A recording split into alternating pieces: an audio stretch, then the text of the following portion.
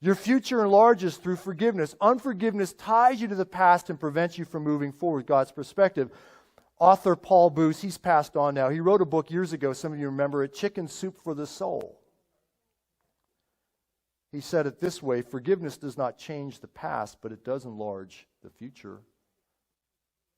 I want my future to be enlarged. How about you? Life is too short to live a limited vision of the future. Again, our human response to injustice is often a desire for vindication. We want the wrong corrected, the perpetrator punished, but the reality is in our world, unjust behavior by others surrounds us. Again, often these wrongs go uncorrected and the guilty go unpunished. And even if justice does prevail, many still carry unforgiveness towards those who cause the offense, and they live in a place of prison.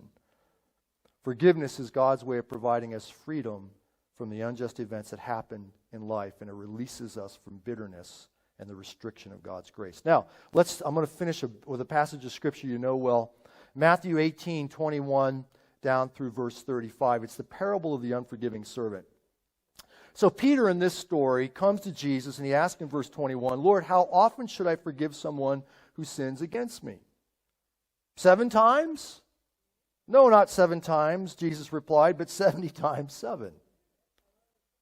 Imagine Peter's surprise when Jesus tells him that he must forgive someone 490 times.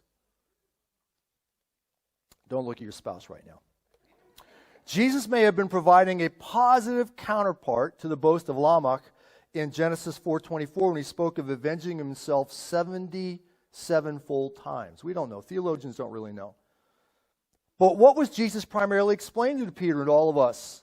That we are to continue to forgive those who wrong us.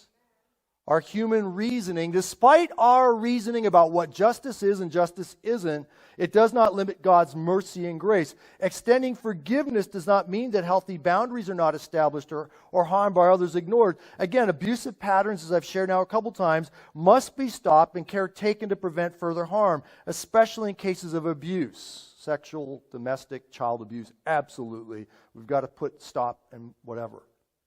But then we forgive.